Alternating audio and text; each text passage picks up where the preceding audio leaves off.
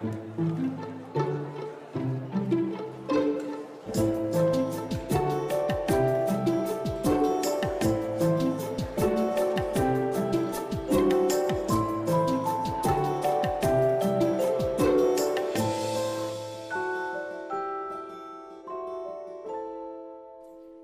mesdames et messieurs, bonsoir et bienvenue au Mémorial de la Shoah. Nous avons le plaisir d'accueillir ce soir Caroline Piketty, historienne et archiviste, à l'occasion de la parution de son ouvrage « Harmonie volée, printemps 1945, le retour des pianos pillés par les nazis », publié récemment aux éditions de l'Archipel. Alors, en cette année 2025, comme vous le savez, nous commémorons le 80e anniversaire de la libération des camps et de la fin de la guerre. Nous allons ce soir nous pencher sur un moment particulier, le printemps 1945, marqué par les premiers retours des rescapés des camps, mais aussi par celui des pianos spoliés pendant la guerre à des familles juives.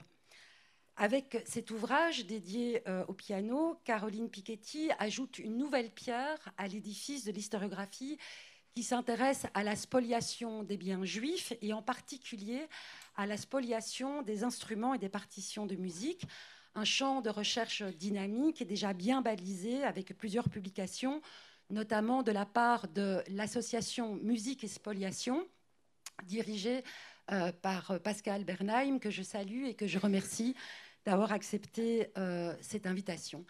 Alors, cette enquête passionnante sur le rapatriement des pianos, le retour d'Allemagne en France à la fin de la guerre et des démarches entreprises par leurs propriétaires pour récupérer leur instrument est basée sur la consultation de plusieurs sources, dont les lettres de réclamation écrites par les propriétaires des pianos. Un fonds d'archives très riche qui témoigne tout d'abord de l'ampleur et de la brutalité de ces spoliations qui sont mises en œuvre dès septembre 1940 et qui ont touché tous les milieux sociaux. Ces lettres qui sont citées, il y a des extraits qui sont cités dans l'ouvrage, permettent également d'entendre et d'incarner la voix des victimes qui décrivent en détail et avec minutie leur instrument afin de pouvoir les identifier. Et donc on saisit la valeur affective et symbolique qui sont accordées à ces objets, considérés comme des vestiges d'une période révolue, celle des temps heureux, de l'avant-guerre, de l'avant-persécution et déportation. Et enfin, l'histoire du rapatriement de ces pianos nous permet d'appréhender le printemps 1945, moment qui fascine Caroline Piketty, cette période d'entre-deux où se mêlent des sentiments contradictoires et difficilement conciliables. Il y a l'espoir et la joie de voir bientôt la fin des combats, mais aussi l'attente fébrile et incertaine du retour des déportés.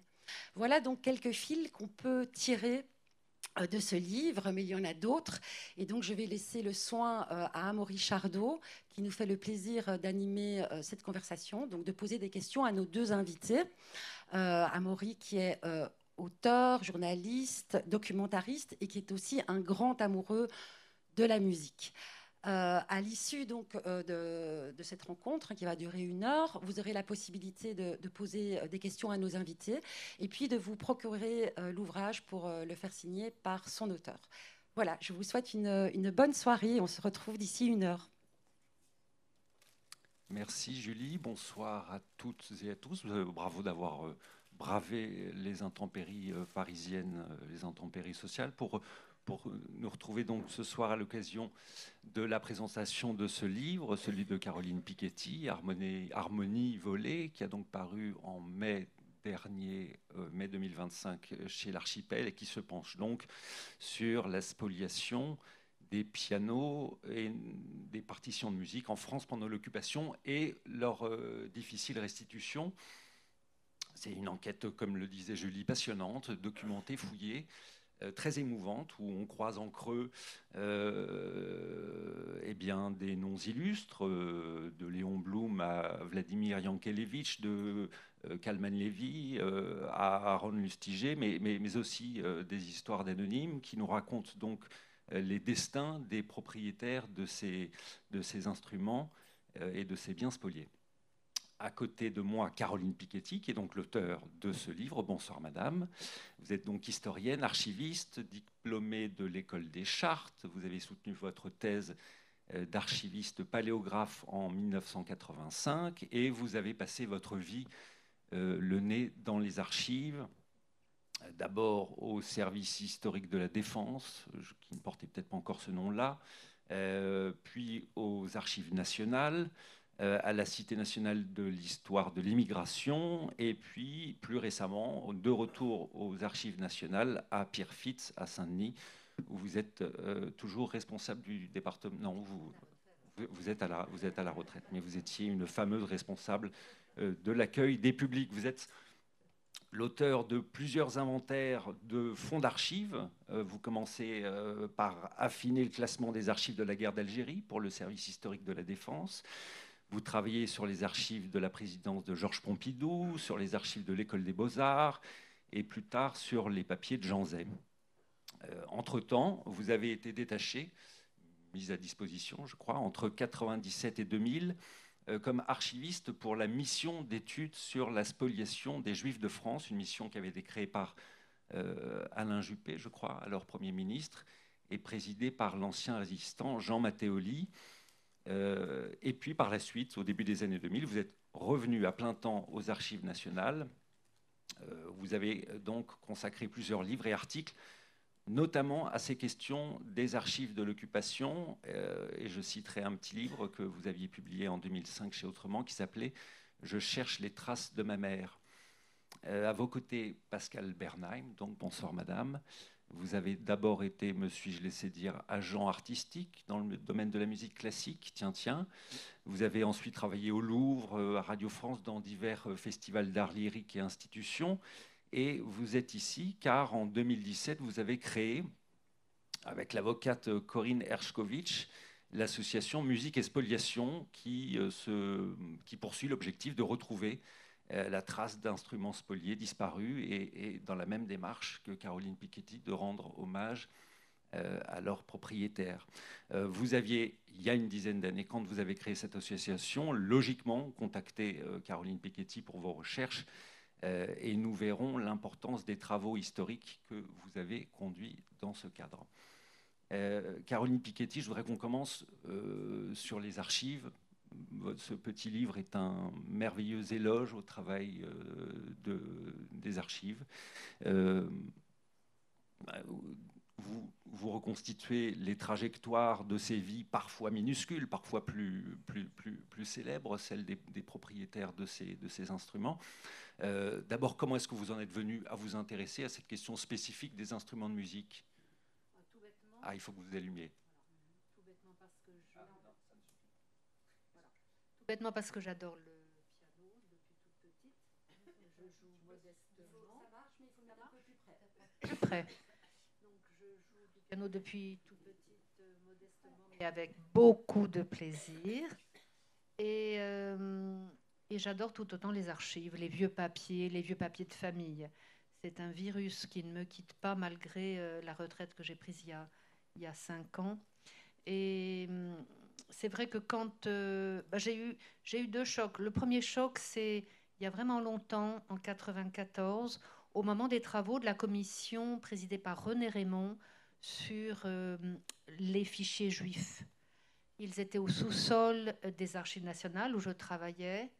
Nous avions interdiction de les montrer à quiconque. Seuls les membres de la commission les voyaient.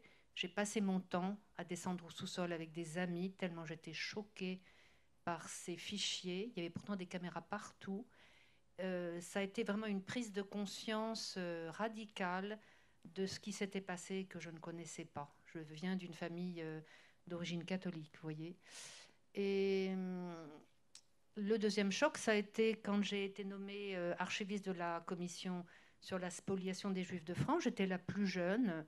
Vraiment, je ne savais pas encore grand-chose sur ces questions, mais j'ai dû aider beaucoup les historiens qui étaient chevronnés. Et j'ai reçu plein de familles. Je ne saurais pas vous dire combien. Plus de 150 familles qui cherchaient péniblement les traces de leurs parents, grands-parents déportés. Donc ça a été 2 chocs dans ma carrière.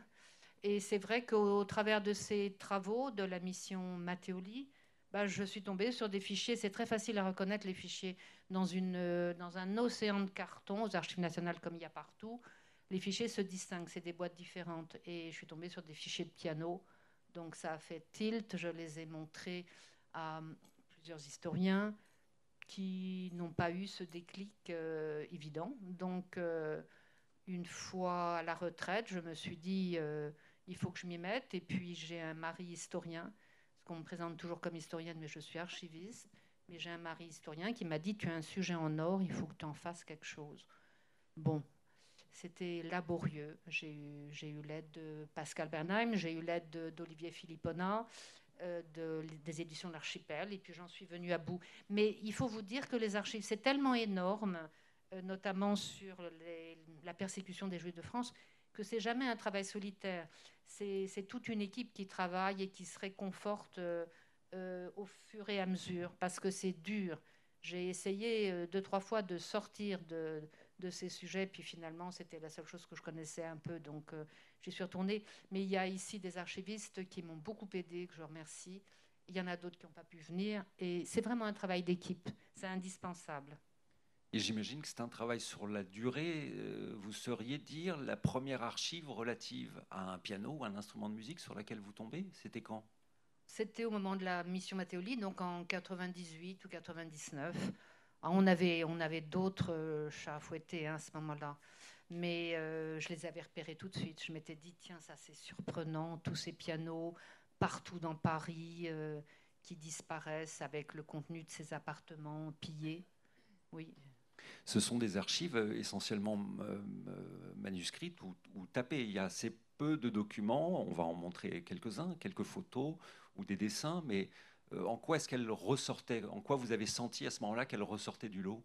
Parce que ce sont des lettres, c'est essentiellement des lettres de familles qui, au printemps 45, ayant lu les petites annonces du Monde, du Temps et d'autres journaux quotidiens, que les pianos étaient revenus d'Allemagne, vous imaginez la nouvelle, on n'attendait pas les pianos à ce moment-là, et que si on écrivait au service des restitutions, on avait une chance de retrouver son piano.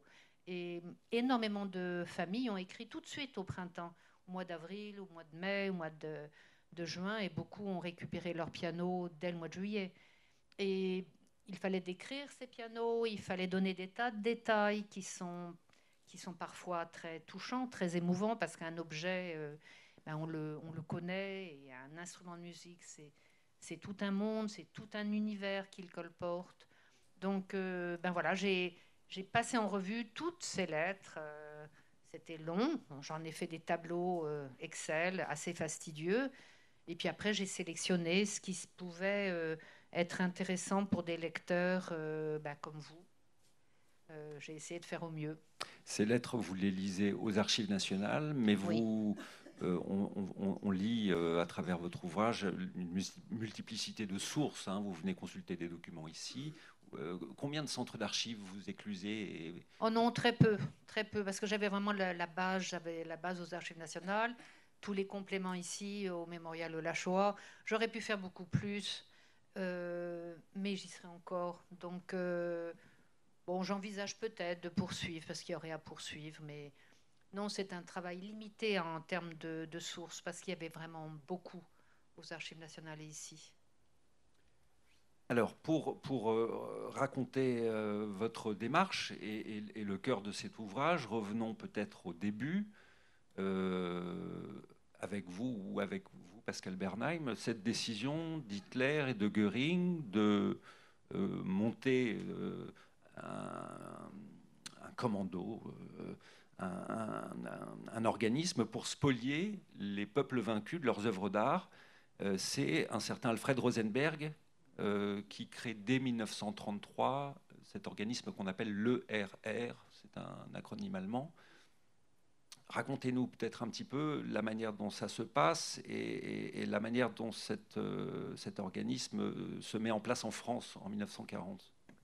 Alors l'ERR, qui veut dire Einsatzstab Reichsleiter Rosenberg, est donc une structure qui regroupe divers départements Et c'est effectivement une structure qui s'occupe de purifier la culture des pays envahis de toute influence juive, et aussi sous un prétexte cyniquement appelé Kunstschutz, qui veut dire protection de l'art, de s'approprier et de mettre à l'abri, entre guillemets, les partitions qui ont un lien avec, pour ce qui est de la partie musique, qui ont un lien avec l'Allemagne, donc des grands compositeurs allemands qui pourraient se trouver par exemple à la Bibliothèque nationale, etc. etc. Et des instruments de musique, les plus beaux étant destinés aux officiers, aux musiciens talentueux allemands, et puis tous ces biens confisqués étaient donc quittaient la France par wagons entiers pour l'Allemagne. Et de la même manière, il y avait un département qui s'occupait des bibliothèques, un autre qui s'occupait des antiquités, un autre des objets de la maison. Et vous avez peut-être tous en mémoire ces photos très impressionnantes des anciens magasins Lévitan, dans lesquels il y avait des salles entières remplies de tasses à café pour l'une, d'assiettes pour l'autre, de ménagères, de couverts pour d'autres endroits. Et tout ça a été très organisé et très anticipé, c'est-à-dire que, et prenant sa source probablement dans l'humiliation ressentie par l'Allemagne avec le traité de Versailles, et qu'il a fallu, et tout ça, et cet énorme désir de revanche est né de l'humiliation que nous avons fait subir à l'Allemagne avec ce traité de Versailles et tout ce qu'on a imposé comme amende à l'Allemagne. Et donc ce Sonderstab Musik, qui est donc l'appellation concernant les instruments de musique de cette ER en France, il est aux mains, je crois ce sont des musicologues, ce sont des gens qui connaissent leur affaire, qui travaillent. Absolument. Donc Rosenberg désigne deux personnes, Wolfgang Bötticher et Herbert Gericht. Et Herbert Gericht, pour s'occuper de mettre en place ce gigantesque nettoyage, cette purification ethnique, enfin culturelle et musicale. Et donc, ils sont basés d'abord en Allemagne et puis ensuite, avec l'avancée des armées, ils s'installent en France, à l'hôtel Commodore sur boulevard Haussmann. Et de là, ils pilotent l'ensemble des spoliations organisées, non seulement en France, mais en Belgique, aux Pays-Bas et dans tous les pays que l'Allemagne envahit. Et donc, dès l'été 1940, des instruments sont récupérés, tandis que les appartements, oui, notamment juifs, sont vidés. Oui. Alors, on n'a pas beaucoup de chiffres pour quantifier pour évaluer, évoquer la spoliation musicale. On en a juste un seul qui est très très marquant, c'est que sur les presque 40 000 appartements qui ont été vidés à Paris, région parisienne, on a sorti 8000 pianos. C'est-à-dire qu'il y avait un piano pratiquement dans un foyer sur 5, ce qui donne une idée assez forte du poids, du rôle de la musique dans les familles avant-guerre. Et on peut imaginer que là où il n'y avait pas de piano, il y avait des violons, des clarinettes. Et puis là où il y avait des pianos, il y avait peut-être aussi des violons, des clarinettes. Tout ça. Mais ça donne une idée de l'ampleur de cette razzia. Et des pratiques musicales. Des pratiques musicales. Ça, on va en parler. Donc, la spoliation de ces pianos, on la voit ici sur cette photo qui date, je crois, de juillet 43. Arrivée des pianos pillés au Palais de Tokyo, du côté de la rue de la Manutention, qui est l'une des rues qui longe le Palais de Tokyo. Caroline Piketty, c'est vous qui tombez sur cette photo aux archives fédérales allemandes? Non, elle n'est pas aux archives, elle est à Koblenz, aux archives allemandes de Koblenz. Aux archives fédérales, Oui, aux archives allemandes oui. de la ville de Koblenz. Mais elle est révélatrice parce que vous voyez, les Allemands sont quand même des experts en organisation. Donc non seulement avant 40, ils ont repéré les plus beaux instruments, les gisements magnifiques d'instruments de musique. Dès septembre 40, ils vont se servir chez les plus grands comme Wanda Landowska, pour donner que ce nom. Puis après, à partir dont on va parler tout à l'heure. On va en parler, mais à partir de 1942, ils vont chez tout le monde. Donc là, il y a une organisation qui est installée et qui fonctionne très bien. Ce sont des internés du camp de Drancy qui sont sélectionnés pour trier le contenu de tous ces appartements. Et très souvent, je l'ai lu dans les lettres, ces internés, quand ils ont pu revenir en 1945, c'est en déménageant un piano qu'ils se sont dit, tiens, il n'y a plus personne dans l'appartement, parce que le piano très souvent était le dernier à partir, c'était lourd, c'était encombrant. C'était souvent d'autres déménageurs qui prenaient tout d'abord. Et souvent, ils étaient le témoin de, ah oui, ce piano appartenait à mon oncle a dû disparaître. Vous voyez, donc ça c'est écrit noir sur blanc au printemps 45, donc c'est particulièrement émouvant. Voilà. Ils n'avaient pas le choix, naturellement, ces internés, et beaucoup d'entre eux ensuite ont fini par être déportés eux-mêmes. Hein. Alors là, on est donc au Palais de Tokyo. Il y a plusieurs lieux où sont regroupés les instruments spoliés, pillés dès l'été 40, mais encore plus, vous dites, à partir de 42, 43. Le Palais de Tokyo, un terrain près de la gare d'Austerlitz, un garage rue de Richelieu, je vous cite, et puis aussi... Une partie du musée du Louvre. Il y en a partout, en fait. La liste, elle est très longue et on a des photos parce que les Allemands photographient ce qu'ils font. Ils sont sûrs d'eux, ils photographient et ces photos ont été conservées. Donc, on peut vraiment le documenter précisément. Pascal Bernheim.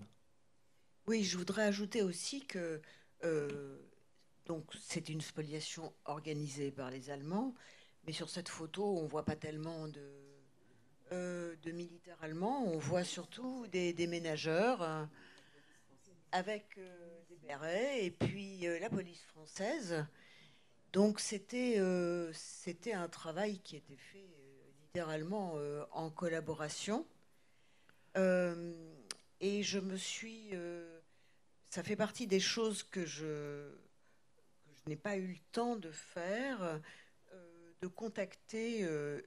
une par une, les maisons de déménagement et d'essayer de savoir s'ils ont conservé des archives de cette époque, parce que sans doute que tout devait être très documenté, parce qu'il s'agissait de rendre des comptes quand même, à un moment, à la police française ou à la police allemande. Caroline Piketty, vous avez trouvé, vous, des archives de ces entreprises françaises? Non, je n'ai pas cherché. Par exemple, il y a le nom qui revient très souvent de la maison Gros-Piron.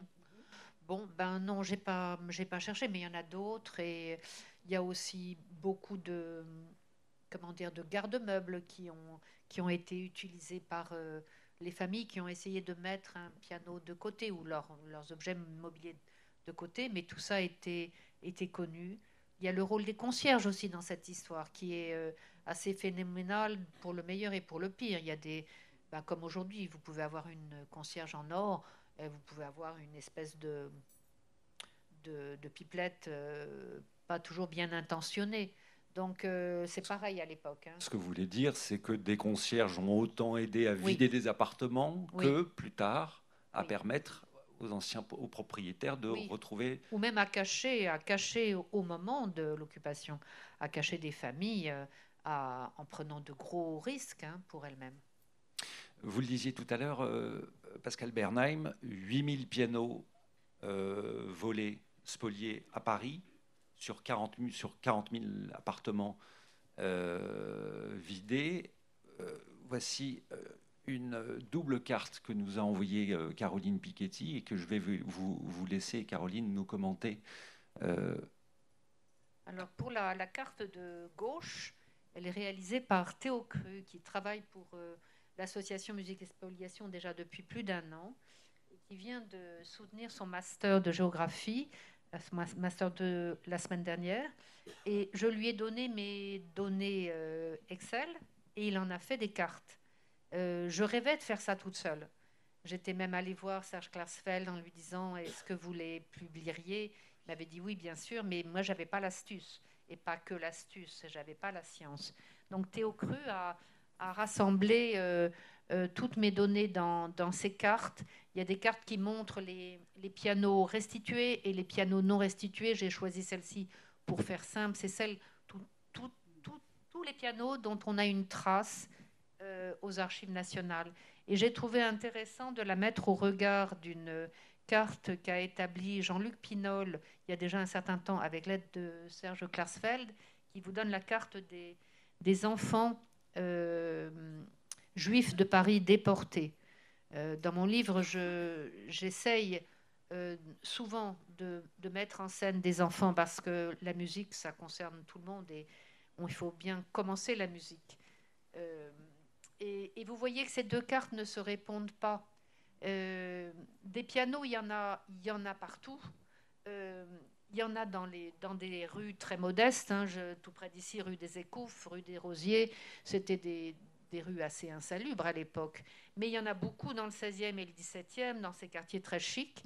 Ce ne sont pas du tout les mêmes pianos. Hein, des pianos d'occasion dans le Marais, des pianos souvent de concert dans le 16e ou 17e. Donc la carte est très différente.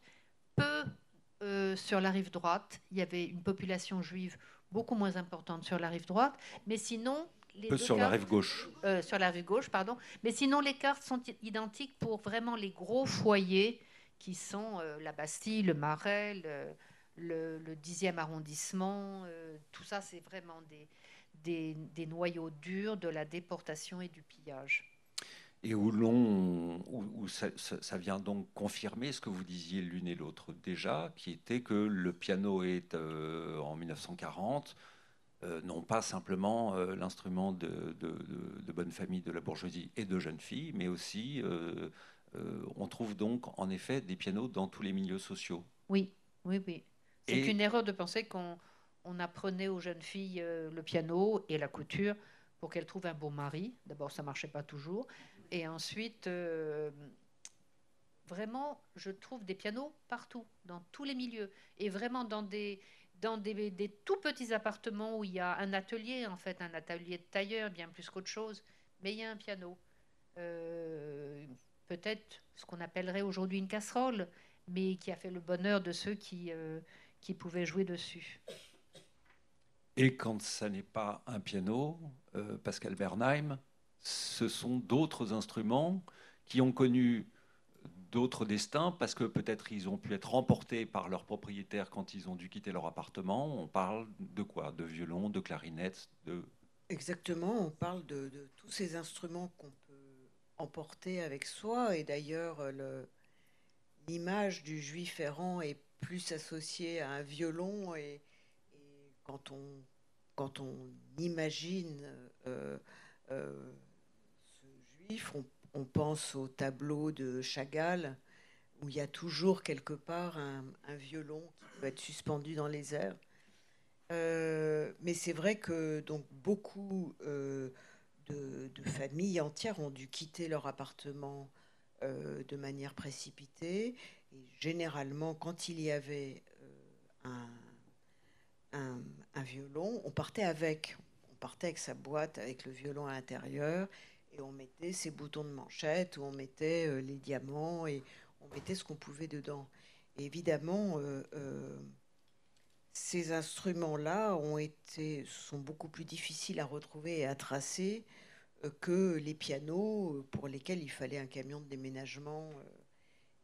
et des paires de gros bras. Donc, mais énormément de ces instruments sont sont arrivés dans les camps d'extermination. Je pense que certains d'entre eux ont dû être brûlés. On faisait feu de tout bois, littéralement, y compris du bois des instruments.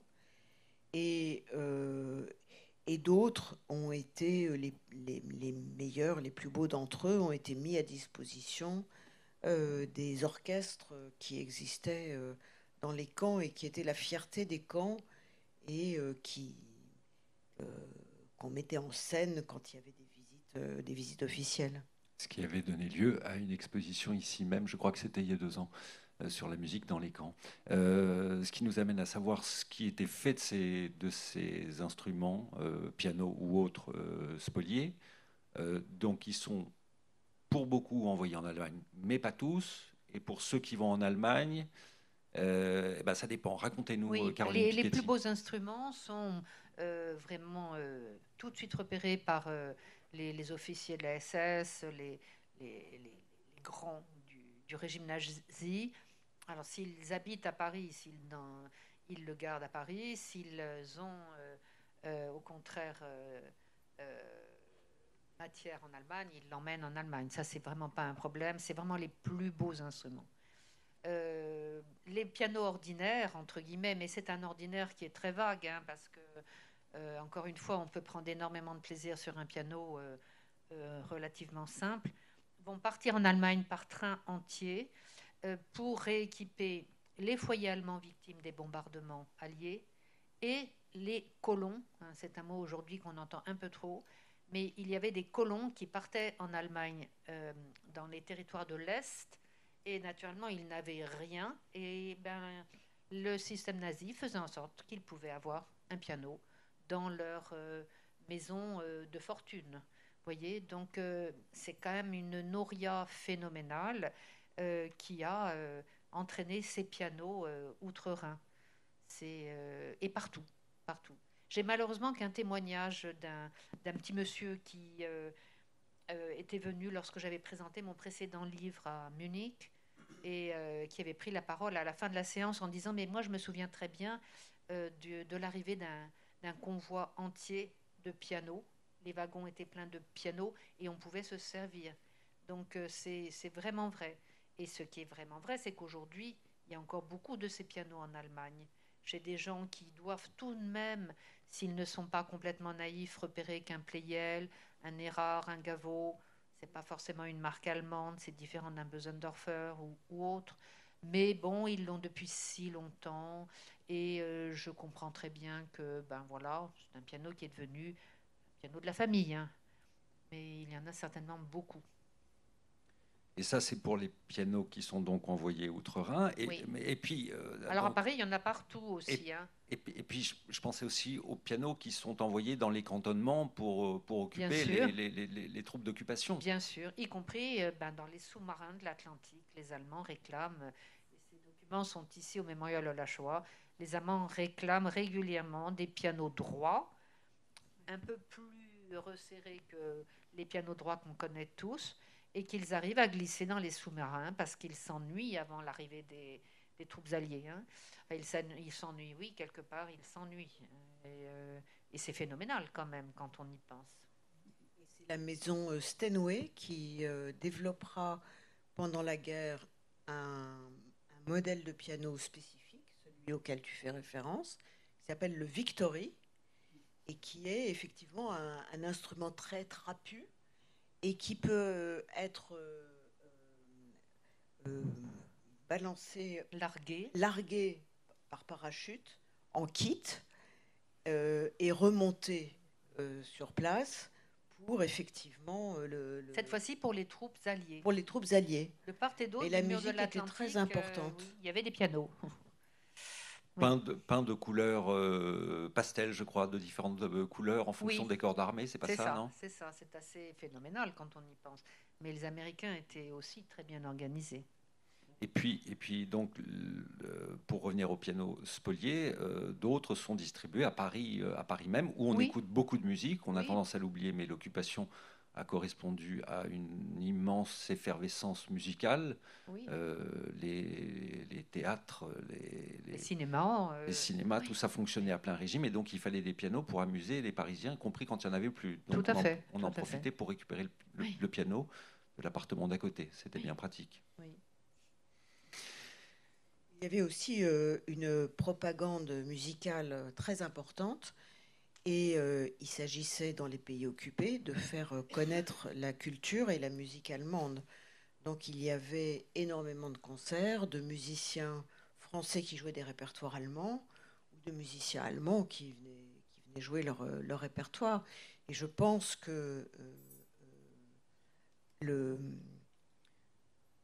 l'admiration qu'on a et la culture qu'on a aujourd'hui pour le grand répertoire allemand, Beethoven, Schubert, tout ça, enfin viennois, allemand, puise son origine, je pense, qu'on le veuille ou non, dans ces années d'imprégnation qu'on a eues de culture allemande, que nos parents, nos grands-parents ont eu.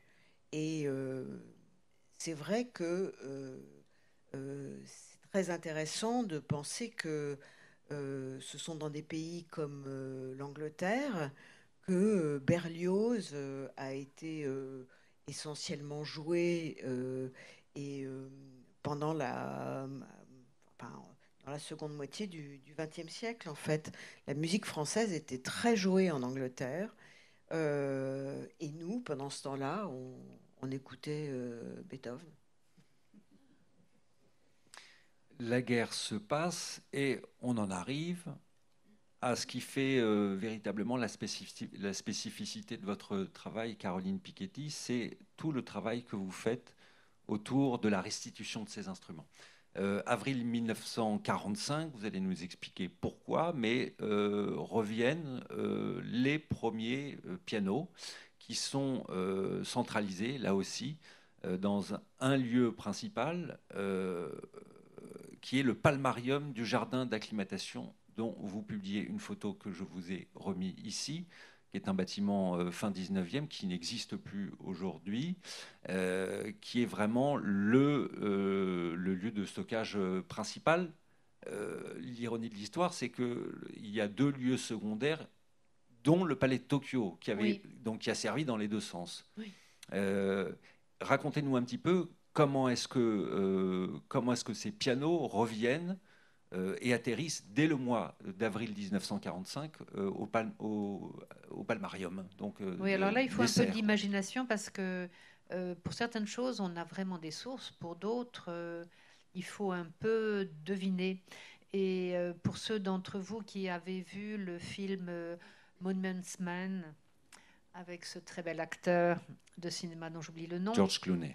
George Clooney, qui vaut ce qu'il vaut, ce film. Hein, mais il vous a donné une idée de la façon dont les troupes d'occupation en Allemagne, en Autriche, ont ramassé, j'allais dire, ont écrémé les châteaux, les mines de sel, les belles demeures pour les œuvres d'art et les ont fait rentrer par train en France.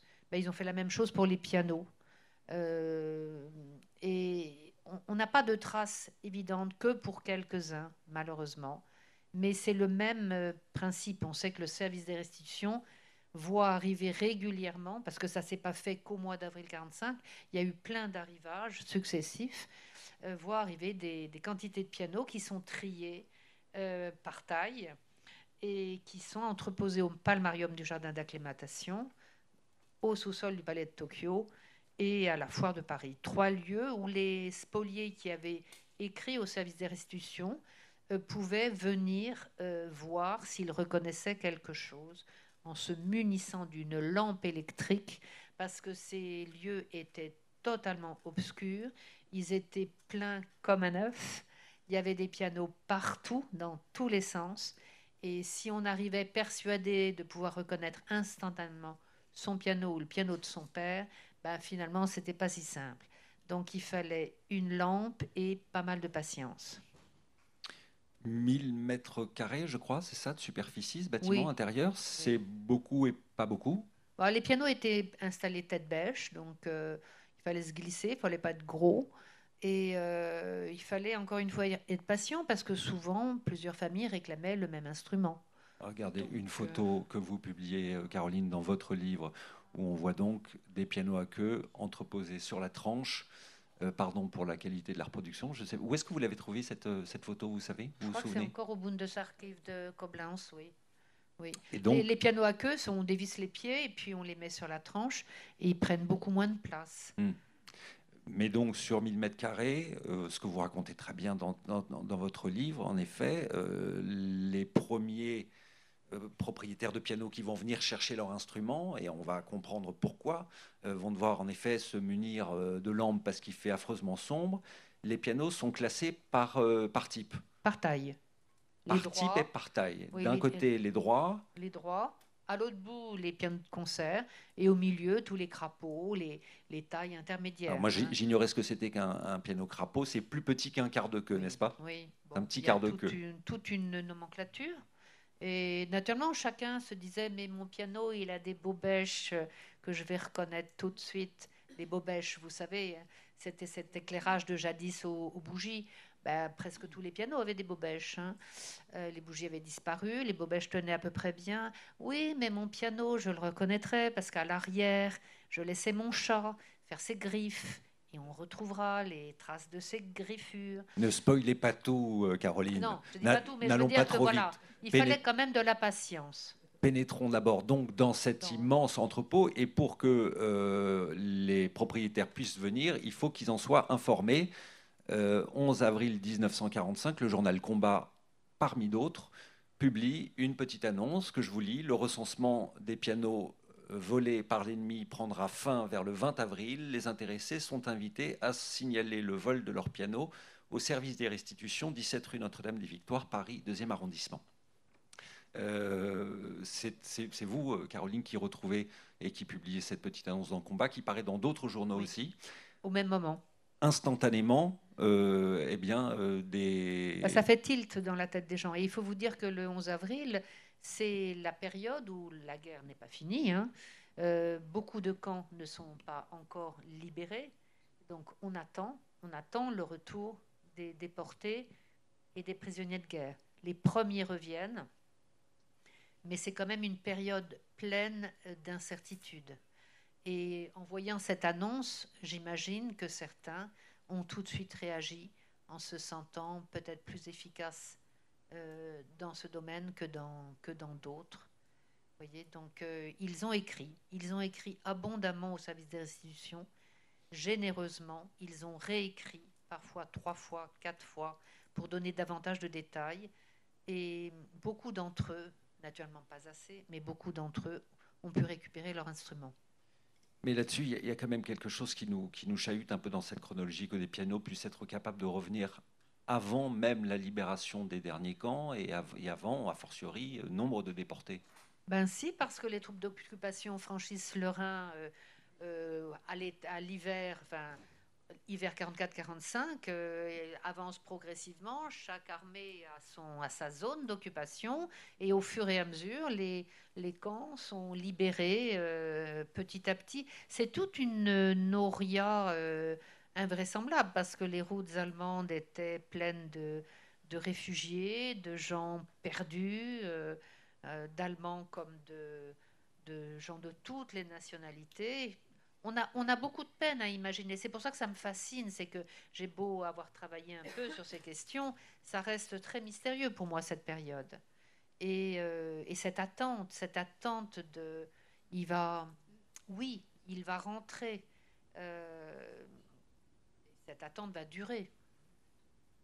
Que pèse un piano par rapport à justement cette attente, cette angoisse de savoir si les êtres humains vont rentrer. Finalement, on peut aussi imaginer que les personnes qui se font un sang d'encre en se demandant ce qui est advenu de leur famille, quand ils sont là eux-mêmes pour se faire un sang d'encre, quelle importance peuvent-ils attacher à une petite annonce comme celle-ci, alors que ouais, ils sont beaucoup plus préoccupés par l'idée de retrouver les membres de leur famille. Même si on le voit bien dans le livre de Caroline, certains, en effet, entreprennent des démarches dès les jours suivants le 11 avril, alors même qu'ils attendent encore un frère, un beau-frère, et qu'ils ont récupéré des appartements parfois intégralement vidés, et dont le recouvrement de ce piano va constituer quelque chose de très symbolique, sans doute. Ah bah oui, oui, oui, bien sûr. Je crois qu'on se raccroche à des objets faute de mieux. Et combien de lettres j'ai trouvées oui, ben, ma femme ne peut pas revenir si elle n'a pas son piano. Alors ça paraît étrange, mais je pense que c'est écrit sincèrement par ce monsieur. Il n'aura jamais de nouvelles de sa femme, mais il récupérera le piano. Donc ça, il y a vraiment plein d'exemples aux archives. Alors, pour récupérer ces pianos, il faut monter un dossier et l'envoyer à cet individu. Parlez-nous de lui, Émile Thérouanne, s'il vous plaît, Caroline Piketty. Ah oui, pardonnez-moi, hop, je suis allé trop vite. Alors, c'est un homme déjà d'un certain âge qui est biologiste, nutritionniste de formation, un Strasbourgeois, qui va se faire remarquer par des actions de résistance autour de Lyon et qui, au départ, va être chargé du service des restitutions pour la région lyonnaise. Mais comme il donne toute satisfaction, parce que c'est vraiment un homme qui sait mener des équipes à bien, il va être nommé chef du service des restitutions à Paris. Entre parenthèses, le service des restitutions s'installe en lieu et place du commissariat général aux questions juives, place des Petits Pères. Vous pouvez trouver la plaque sur l'immeuble de la place des Petits Pères. Donc cet homme va s'entourer de collaborateurs vraiment actifs et écrire à tous les spoliés, sans savoir s'ils sont rentrés ou pas rentrés, puisqu'il a dans les archives du commissariat aux questions juives tous les dossiers de spoliation. Donc il a toutes les adresses, il écrit à tous les spoliés. Ah, il devance les demandes. Il devance les demandes. Et c'est un travail phénoménal qui est fait en parallèle de cette question des instruments de musique. Parce que tout est un peu lié. Imaginez une personne qui peut rentrer au printemps 45. Bon, elle a naturellement perdu son outil de travail, elle a perdu son appartement. Avec un peu de chance, il y a quelqu'un dedans qui s'y sent très bien. Et quand elle pourra éventuellement récupérer l'appartement, il n'y aura plus rien dedans. Donc tout est à faire. Tout est à faire. Et cet homme est admirable. Il aurait pu vraiment faire l'objet de biographies, d'études. En fait, il est passé inaperçu. Il n'y a qu'un historien lyonnais, Laurent Douzou, qui a travaillé très bien sur lui. Mais c'est phénoménal. Et il a pour adjoint un Georges André pour la section musique, dont il loue le doigté pour son efficacité à restituer des pianos aux spoliés. Et donc, c'est à cette petite équipe, je crois qu'il travaille il me semble que Laurent Douzou dit qu'ils sont 4 dans cette équipe, peut-être plus. Oh non, au service de restitution, ils sont bien plus nombreux. Pour les pianos pour les pianos, oui, pour les pianos, ils sont peu nombreux. Ils sont très peu nombreux. Enfin, il y a plein d'agents qui sont dans les dépôts, comme le Palmarium. Vous imaginez, il fallait de la surveillance, il fallait calmer les uns et les autres. Oui. Et donc, c'est en tout cas à cette équipe que ceux qui le souhaitent envoient des lettres de réclamation pour demander la restitution de leur piano. Et ce sont ces courriers, Caroline Piketty, que vous êtes allée éplucher aux archives nationales. Et évidemment, c'est là que c'est le cœur de votre travail, parce que c'est bouleversant. On rentre dans l'intimité de ces familles et on voit la manière dont ils parlent de leur piano perdu, lequel raconte évidemment en creux leur vie perdue. Parlez-nous peut-être, pour prendre un exemple particulier, du cas de Benjamin Cohen. Est-ce que vous vous en souvenez ou est-ce que vous voulez que je vous aide? Oui, je crois il habitait rue du Faubourg Poissonnière.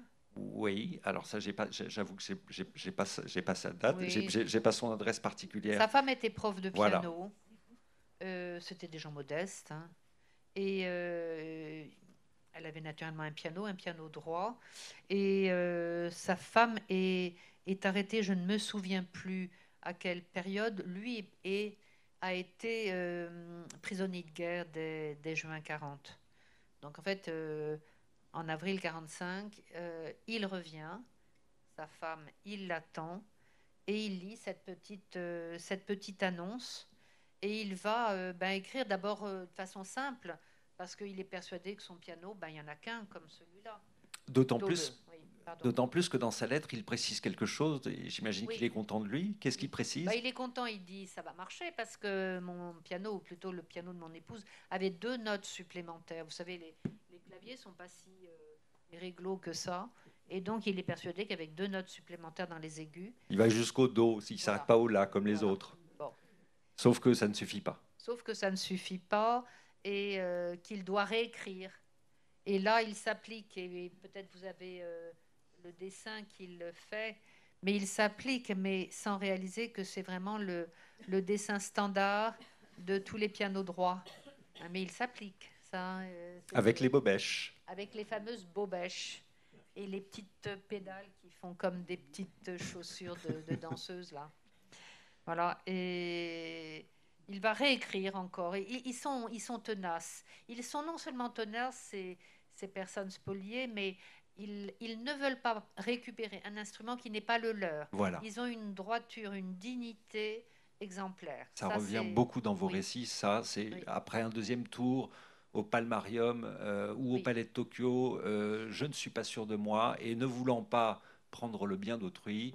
Eh bien, je préfère ne rien prendre. Et je crois que c'est ce qui se passe pour lui. Il repart bredouille. Et alors, je ne sais pas dans quelles conditions, mais peut-être pouvez-vous nous l'expliquer. Ce comité qui lui attribue d'office un autre piano. Est-ce la même marque, la marque on ne saura Pfeiffer? jamais, en fait. Il y a des mystères, hein, heureusement, aux archives. Sinon, ce ne serait pas les archives. Mais donc, il y a des histoires que je finis, mais sans avoir tiré tous les fils. Et alors, cette modestie et cette volonté de ne pas...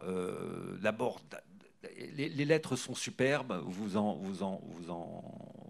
montrez un certain nombre de facsimilés de ces lettres et vous nous les transcrivez. Elles témoignent d'un très grand respect vis-à-vis de l'autorité, un très grand respect vis-à-vis de la propriété d'autrui, une volonté de ne pas prendre le piano d'un autre.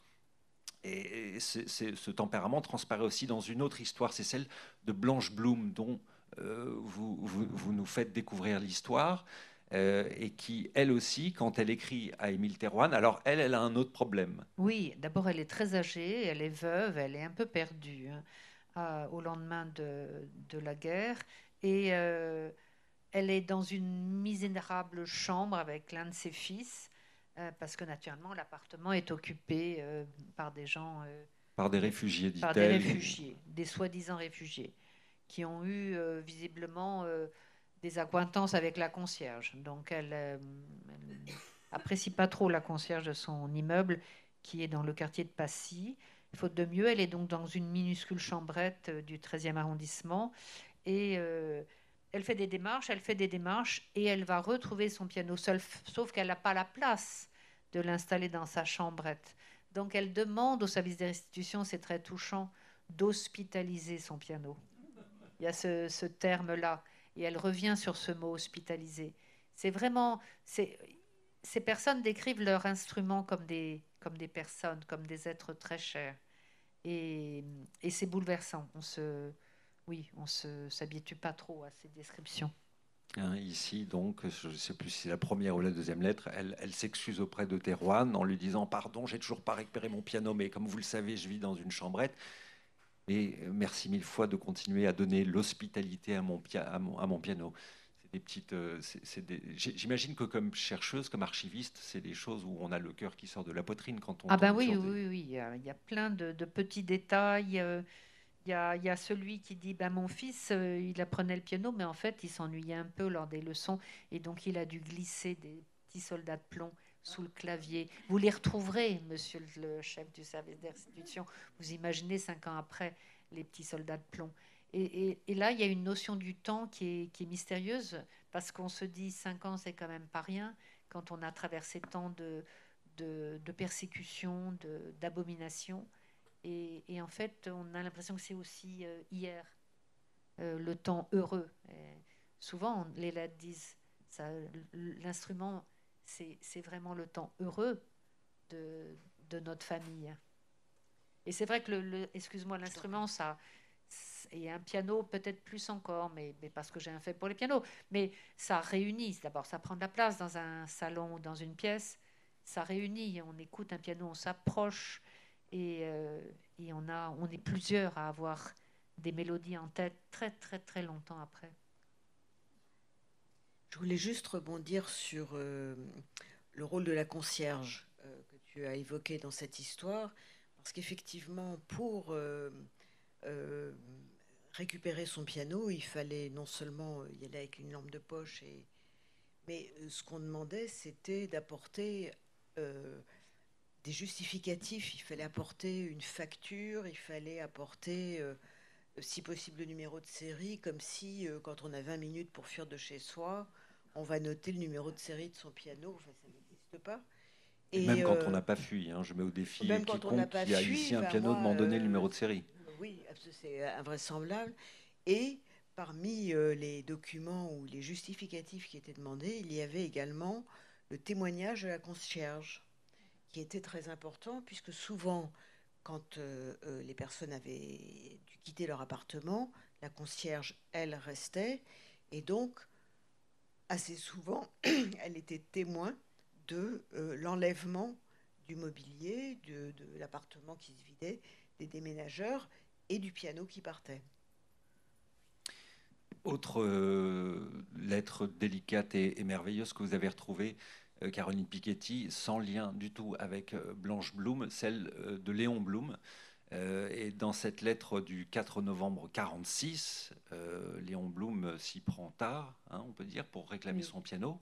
Il s'adresse donc à M. Thérouanne et il a cette même formule exquise où il dit écoutez, j'ai observé lors de mon déplacement un piano qui ressemble ou qui correspond au mien, au Palmarium,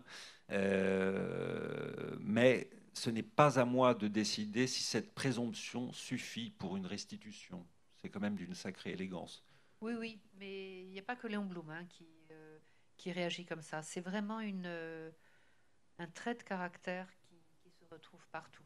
Sachant que le mois suivant, en décembre 1946, il sera nommé chef du gouvernement provisoire de la République française. Bon, Oui. excusez du peu. Il finit par se faire attribuer un piano, oui, sans qu'on sache si c'est le bon ou pas. Si, c'est certainement le bon pour lui, mais c'est le piano qu'il avait reçu en cadeau de noces lors de son premier mariage. Parce que vous savez, il s'est marié 3 fois. Et sa première épouse était vraiment musicienne, mélomane. Et donc, c'est un cadeau de noces comme on faisait dans les bonnes familles. Je ne sais pas si ça existe encore maintenant beaucoup. Et donc, il va le reconnaître, ce Bechstein, mais il n'en a pas besoin. La troisième épouse, elle n'est pas du tout... elle a d'autres qualités. Mais, et puis, lui, il n'a pas la tête en revenant de Buchenwald, vous imaginez. Il est quand même déjà âgé. Et il va le donner à l'un de ses meilleurs amis, Daniel Mayer, qui lui réclamait son piano, mais ne le retrouvait pas.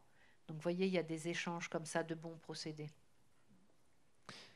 Et ce qui est incroyable, c'est que donc Caroline a retracé pour la famille de Léon Blum l'histoire du piano, et que récemment on a eu l'arrière-petit-fils ou le petit-fils qui s'est mis en relation avec toi en disant vous pouvez peut-être m'expliquer cette histoire de piano, et c'est toi qui leur a révélé.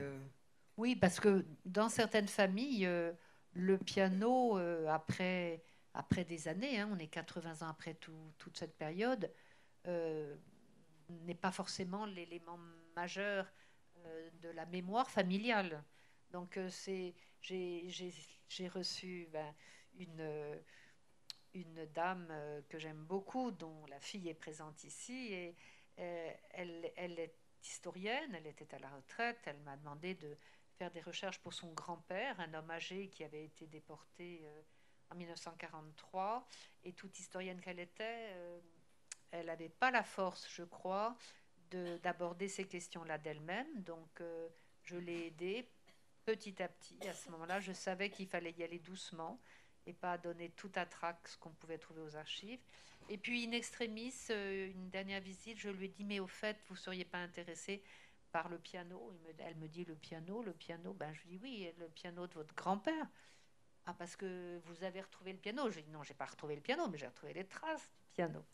Et on a fini cette rencontre de façon fabuleuse parce qu'elle m'a dit, eh ben, mon petit-fils, à l'époque, joue aujourd'hui sur le piano de mon grand-père. Donc vous imaginez, ça c'est quand même extraordinaire parce que de génération en génération, il y a un fil tout de même magnifique qui se tisse. C'est pas le cas dans toutes les familles, hein, mais quand il est là, il faut le noter et s'en réjouir. Est-ce que ce sont ce genre d'histoires, de découvertes qui, Pascal Bernheim, vous ont poussé en 2017 à créer cette association Musique et Spoliation? Et si oui, racontez-nous un petit peu l'objectif de la création de cette structure et les missions qu'elle poursuit. J'ai créé cette association en 2017, en fait, parce que personne à l'époque ne s'intéressait à la question des instruments de musique. Il y avait pas mal de personnes très compétentes qui s'occupaient de la question des tableaux spoliés pendant la Seconde Guerre mondiale. On commençait un petit peu à travailler sur la question des livres, mais personne, nulle part, enfin, ni en France ni en Allemagne, nulle part, personne ne s'intéressait à cette question des instruments de musique.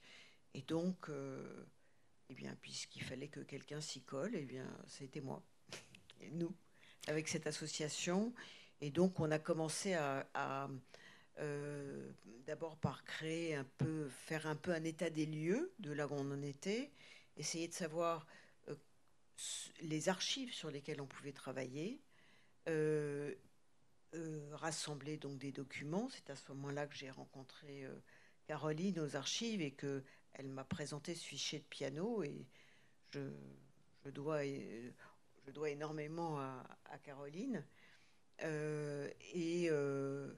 Et puis, de fil en aiguille, ben, on a commencé à trouver des éléments. Puis des gens sont venus vers nous en nous disant, il y avait un piano dans ma famille, il a disparu, ou bien j'ai ce violon, mais je ne sais pas d'où il vient. Voilà. Et donc, on s'est lancé dans l'aventure. Et non seulement ça, mais maintenant, on a des correspondants en Allemagne, en Pologne, et on essaye d'étendre comme ça notre réseau de chercheurs.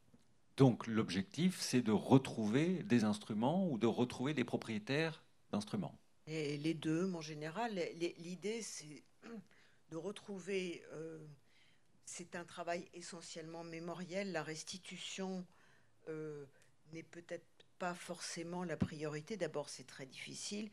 Et puis, à qui restituer quand il y a 15 ayants droit? On peut pas trancher un piano. Et voilà, donc c'est un travail de mémoire. Et on a la satisfaction, là, euh, d'arriver pour la première fois depuis, je sais pas, au moins les années 60, au point où on va pouvoir rendre un violon qui figurait dans le répertoire des biens spoliés, qui donc avait disparu pendant la guerre et qui a été retrouvé. Il était sur le point d'être mis en vente aux enchères. Et ce violon a été identifié par le commissaire-priseur, qui s'est mis en relation avec la mission de restitution des œuvres spoliées, de recherche et de restitution, laquelle mission s'est mise en relation avec notre association, qui s'est mise en relation avec des généalogistes, qui ont fait une recherche pour identifier les descendants de la personne qui avait déposé ce dossier.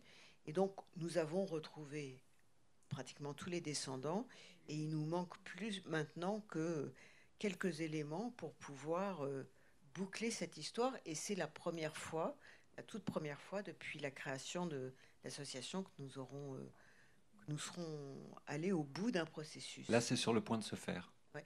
Ouais. J'imagine qu'on en éprouve une très grande fierté. On est très contents. Est-ce que c'est au cours de ces recherches que vous croisez l'existence de cette dame-là? Je vous en fais parler d'un tout petit mot, parce qu'on n'a pas beaucoup de temps. Oui. Pascal Bernheim. Cette dame, c'est Wanda Landowska. C'est une très grande concertiste. Et je crois que vous avez un rapport, parce que vous voyez, vous feuilletez dans un album souvent cette photo prise par Philippe Alsman. Oui, alors en fait, j'adore cette photo que j'ai vue enfant dans ce livre de Philippe Alsman qui s'appelle Sight and Insight. Et cette photo était, il y avait sur la gauche Wanda Landowska et sur la droite Barbara Streisand. Et le nez de Wanda Landowska et le nez de Barbara Streisand se répondaient absolument magnifiquement et j'étais fascinée par la cohabitation de ces deux photos que je trouvais extraordinaires. Et quelques pages plus loin, il y avait une merveilleuse photo d'Arthur Rubinstein où il fait une grimace épouvantable. Et Philippe Alsman raconte qu'il avait devant lui un personnage figé qui ne savait pas comment le détendre et qu'à un moment, il lui a dit « Mais vous ne voudriez pas faire un truc pour faire ce que vous feriez pour faire rire vos petits-enfants ?»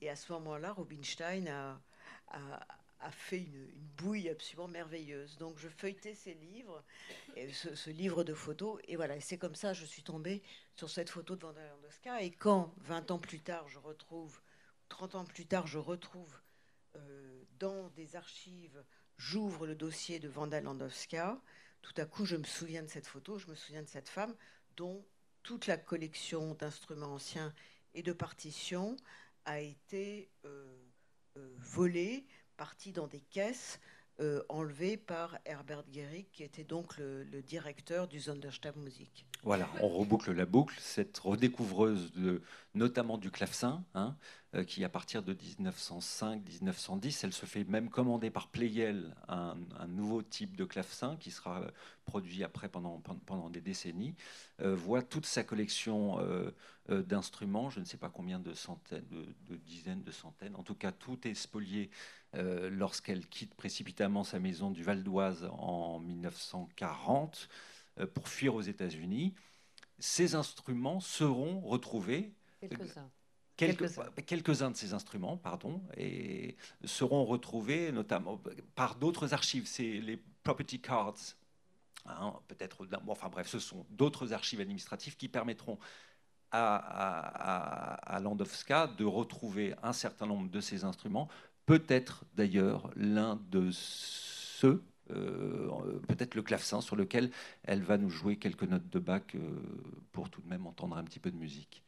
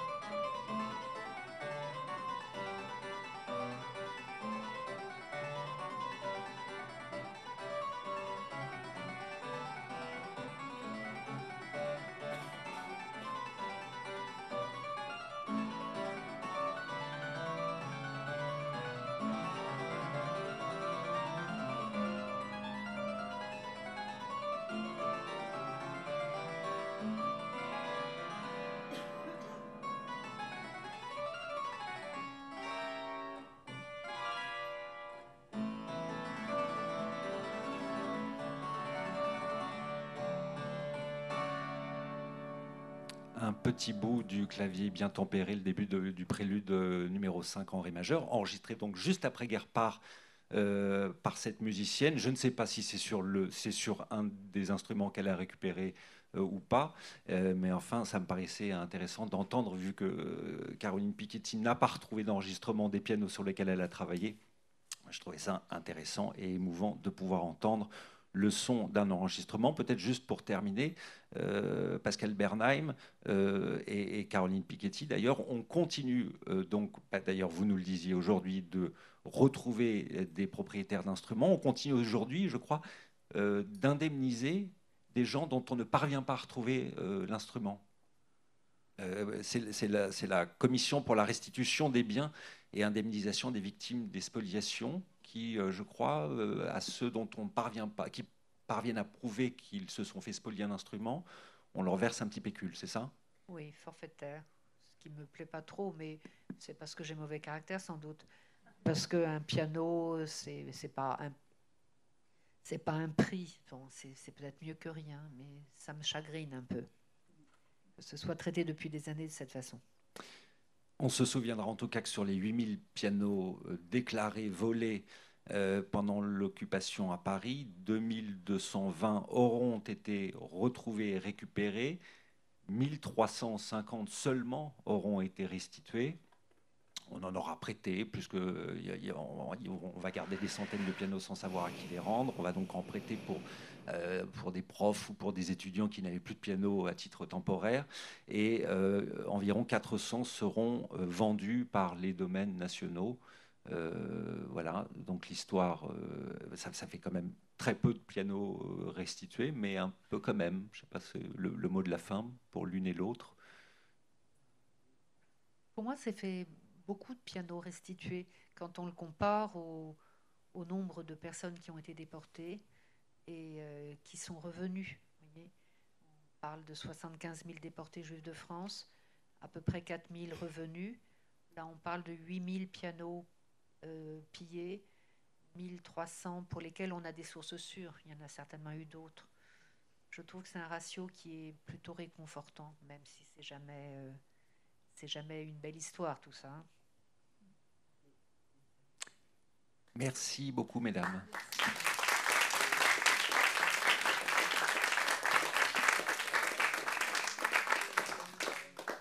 Avant que Caroline Piketty ne vous signe ce livre dont je vous conseille chaudement la lecture, est-ce qu'il y a des questions? Oui. De premier rang, madame, et après, monsieur.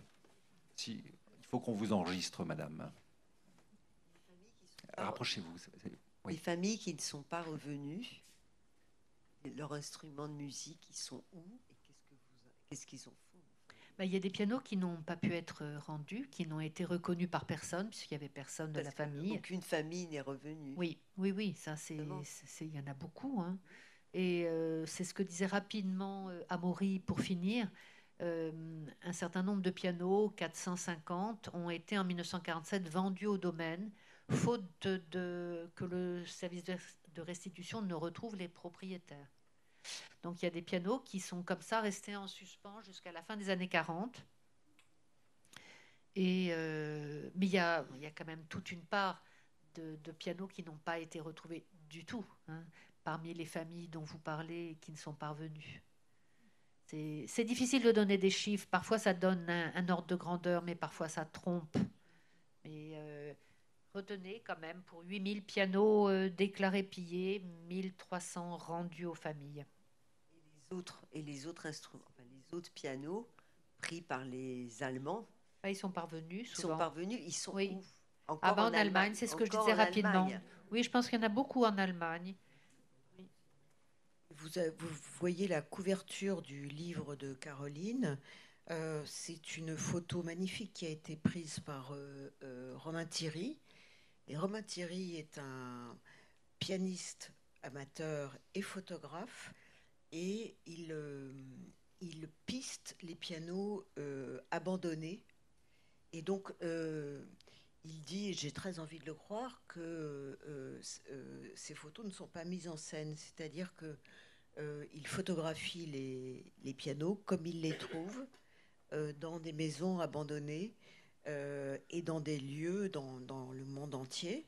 Il est allé récemment au Japon. Il est allé, et donc la première fois que je l'ai rencontré, je lui ai dit, mais vous est-ce que il vous arrive de vous demander d'où viennent ces pianos? Il me dit non, non, pas du tout. Alors je lui dis, bah, ce serait peut-être bien, peut-être de prendre les numéros de série quand vous tombez sur certains d'entre eux, parce que peut-être l'un de ces pianos, justement, correspond à l'un de ces numéros de série d'un piano qu'on recherche. Où se trouve-t-il ce fichu numéro de série, pardon? À l'intérieur du piano. Oui, à mais enfin, l'intérieur. bon, Oui, d'accord. ben, dans on un- lève le couvercle pour un piano droit. Ça dépend du modèle. Mais c'est vrai qu'un piano, c'est toujours une marque et c'est toujours un numéro dans la marque. Et si vous êtes très attaché au printemps 45 au buffet de votre grand-mère, qui n'est jamais revenu et qui ne reviendra jamais, le buffet, ben, il y en a 36 qui se ressemblent. Alors qu'un piano, c'est clair et net. C'est identifiable. C'est la raison pour laquelle le service des restitutions a pu faire du bon travail sur ces instruments de musique. Monsieur. Moi, j'ai lu votre livre passionnant, Madame Piketty. J'ai une question pour vous, juste sur un cas que vous décrivez, qui m'a frappé, celui du piano de Alfred Bruno. Alors d'abord parce que ce monsieur porte comme patronyme mon prénom, je m'appelle Bruno. Ensuite parce que j'ai vu qu'il était compositeur et j'en avais jamais entendu parler. Et puis quand j'ai regardé un petit peu sur Wikipédia, je me suis aperçu que ce monsieur compositeur, il était mort en 1934 et qu'il n'était pas juif. Et donc, je me demandais qu'est-ce qui se passe avec ce piano, donc pillé 7 ou 8 ans après la mort de ce monsieur, pas juif. C'est un cas un peu particulier, j'imagine. Non, l'essentiel des instruments de musique qui ont été pillés appartenaient à des familles juives. Ça, c'est évident. Mais il y avait des tas d'instruments qui ont été pris dans des maisons, dans des villas qui étaient réquisitionnés par les troupes allemandes ou simplement parce que l'instrument était de qualité. Donc j'ai tenu dans ce petit livre à mettre 2-3 exemples non juifs avec plusieurs guillemets pour bien dire que bon, ça a touché aussi d'autres familles. Vous voyez, des résistants, oui, d'autres familles que des familles juives persécutées parce qu'elles étaient juives. Monsieur. Bonsoir, merci beaucoup de votre intervention. Je voulais savoir ce qu'il en est pour les cas de piano qui seraient en France via la spoliation organisée par le commissariat général aux questions juives. Est-ce que ce sont des familles françaises qui ont fait par exemple l'acquisition à travers de cette spoliation je sais pas, d'habitation spoliée aux juifs et qui auraient trouvé un piano? Est-ce que c'est le même cheminement? Est-ce que vous n'avez pas rencontré ces cas? Qu'en est-il, s'il vous plaît? Le commissariat aux questions juives, il s'occupait des biens, des outils de production et des appartements. Il ne s'occupait pas du contenu des appartements. Le contenu des appartements, c'est ce qu'a décrit Pascal. C'est vraiment une organisation strictement allemande qui est aidée par des ménageurs français. Mais le commissariat aux questions juives, il va vendre un appartement à des Ariens. Il va vendre un outil de travail, un atelier de confection ou autre, mais il ne va pas toucher le commissariat aux questions juives au contenu des appartements. Ça, c'est vraiment une organisation allemande bien spécifique. Monsieur. Oui, merci beaucoup pour cet énorme travail. Vous avez mentionné les œuvres d'art et les bibliothèques. Il y a tout un ensemble donc, de sujets de recherche relativement récentes autour des spoliations et des restitutions. Est-ce qu'il y a une collaboration justement entre les groupes de recherche sur ces différents niveaux, peut-être autour de la mission interministérielle de M. Zivi? Et une question pour Mme Piketty. Est-ce que vous avez eu l'occasion aussi de regarder dans les sources d'archives décrites beaucoup par l'historienne américaine Patricia Grimstead sur les ERR? Est-ce qu'il y a des sources particulières sur les instruments de musique dans ce qu'elle a pu retrouver? J'ai regardé dans ses travaux immenses, et je l'ai rencontrée très souvent, mais elle s'est quand même beaucoup plus intéressée aux œuvres d'art qu'aux instruments de musique. Mais ce que vous décrivez, c'est vrai que ce sont, je trouve encore aujourd'hui, des mouvements un peu parallèles de recherche. Il y a vraiment les spécialistes des œuvres d'art, des livres très peu nombreux, des instruments de musique. Il n'y a pas vraiment de cohérence dans tout ça. Il y a une mission qui est donc rattachée au ministère de la Culture, mais qui, comme toute mission rattachée au ministère de la Culture, elle est un petit peu comment on dit, elle n'a pas la liberté de l'association de Pascal Bernheim. Vous voyez, quand vous êtes fonctionnaire. Moi, je me souviens du temps de la mission Matteoli, c'était assez terrible. Ceux qui s'occupaient des œuvres d'art étaient des conservateurs de musées, par exemple au Centre Pompidou. Ben, ils avaient des œuvres d'art, ce qu'on appelle les MNR, qui existent toujours, magnifiques. Ben, ils n'avaient pas tellement envie de... MNR, explique. MNR, les musées nationaux récupération, des tableaux qui n'avaient pas tableaux pu être rendus en attente de après réattribution. 45, et qui étaient magnifiques. Enfin, je suis mauvaise langue, hein, mais ils n'avaient pas très, très envie de mener des recherches dessus parce que si ce tableau disparaissait de leur collection, ça leur faisait mal au cœur. Hein. Donc, c'est difficile d'être vraiment indépendant. Et le travail remarquable de l'association Musique et Spoliation est louable en ce sens que, voilà, il est totalement libre de mener ses recherches difficiles. Mais... Oui, et puis on a surtout...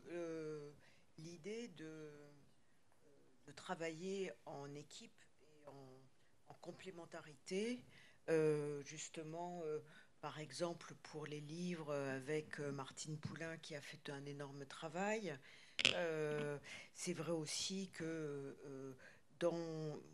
avec les gens qui s'occupent des œuvres d'art, là où il y avait beaucoup de tableaux, il y avait parfois des instruments de musique, et c'est d'ailleurs essentiellement cela qu'on retrouve dans le répertoire des biens spoliés, parce que je pense que un petit violon qui était dans un appartement modeste de quelqu'un qui n'avait pas grand-chose d'autre que ce violon, n'était pas répertorié dans le répertoire des biens spoliés, qui listait vraiment des inventaires entiers de collections très, très complètes de beaucoup de choses.